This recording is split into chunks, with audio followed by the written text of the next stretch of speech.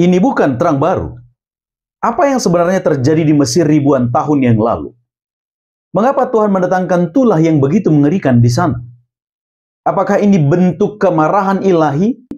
Ataukah ada peristiwa yang jauh lebih besar di balik datangnya tulah di Mesir? Banyak orang mendengar kisah tentang berubahnya air menjadi darah. Kemudian katak memenuhi Mesir. Kemudian gelap gulita terjadi di Mesir selama 3 hari. Apakah memang ini hanya sekedar teguran kepada Firaun yang enggan untuk membebaskan bangsa Israel keluar dari Mesir? Kita harus memahami, ini bukan sekedar bencana. Ini adalah kisah pertempuran rohani. Ini adalah pengungkapan kebenaran dan pembebasan umat yang terbelenggu selama berada di Mesir. Lewat tulah yang Tuhan hadirkan di Mesir, Tuhan sesungguhnya sedang menantang dewa-dewa yang diyakini berkuasa di Mesir oleh seluruh penduduk Mesir.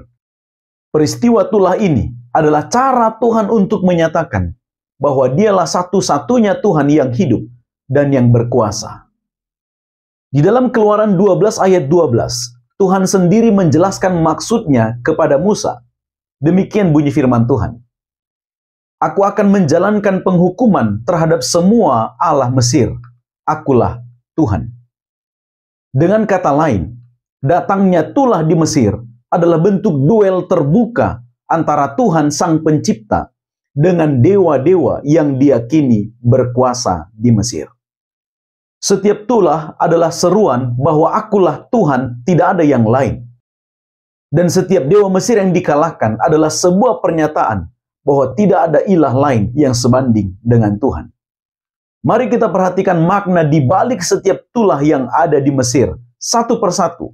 Dan kita akan melihat pesan yang terkandung di dalamnya. Tulah yang pertama adalah air menjadi darah. Dewa yang ditantang adalah dewa Hapi. Dia adalah dewa sungai Nil. Sungai Nil dianggap sebagai sumber kehidupan. Tuhan mengubah airnya menjadi darah sebagai bentuk pernyataan bahwa Tuhanlah sumber kehidupan sejati, bukan dewa Hapi atau dewa sungai Nil. Tulah yang kedua adalah katak. Dewa yang ditantang adalah dewa Heket. Dia adalah dewa kesuburan berkepala katak. Katak dianggap suci dan tak boleh dibunuh di sana.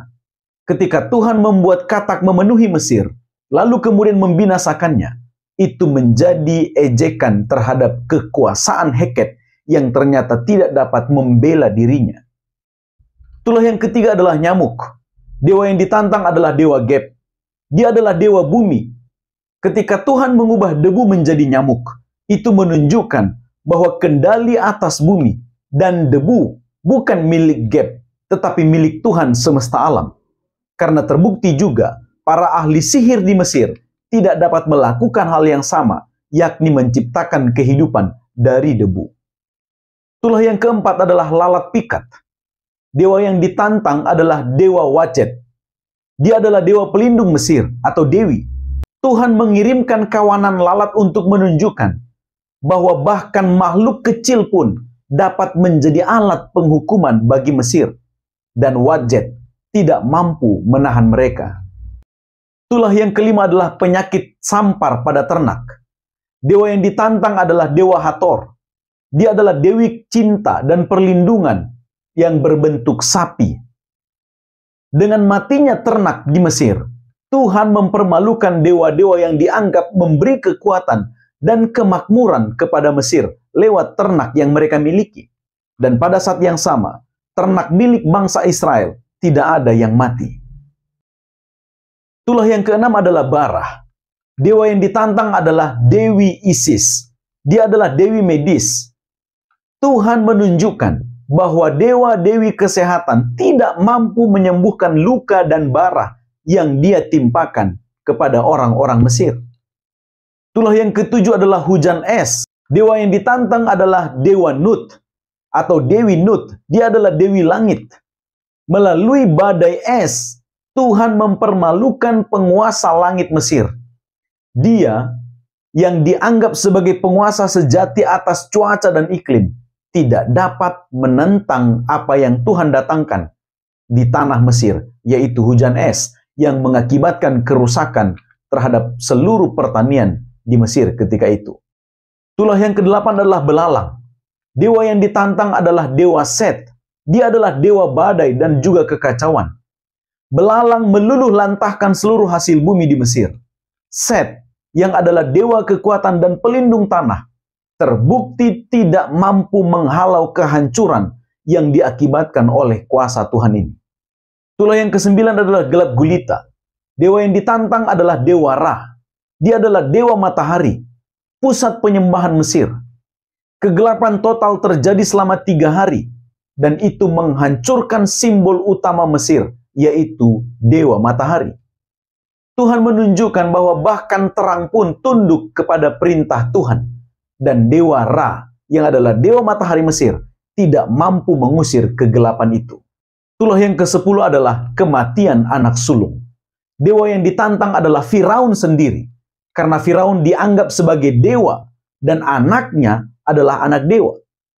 Firaun sesungguhnya adalah gelar bagi raja Mesir kuno. Tulah terakhir ini adalah puncak. Tuhan membunuh anak sulung, termasuk anak sulung Firaun. Dan ini adalah bentuk penghakiman atas klaim ketuhanan Firaun dan semua dewa-dewa yang ada di Mesir. Tuhan bukan hanya membebaskan umatnya dari perbudakan fisik di Mesir, akan tetapi Tuhan juga meruntuhkan belenggu rohani yang selama ini menipu manusia dengan ilusi kekuatan palsu yang dipercayai oleh orang-orang Mesir. Dan hari ini, pesan yang sama masih berbicara kepada kita semua. Tuhan yang sama masih memanggil kita untuk keluar dari perbudakan dosa dan dari kepercayaan-kepercayaan yang menyesatkan hati kita semuanya.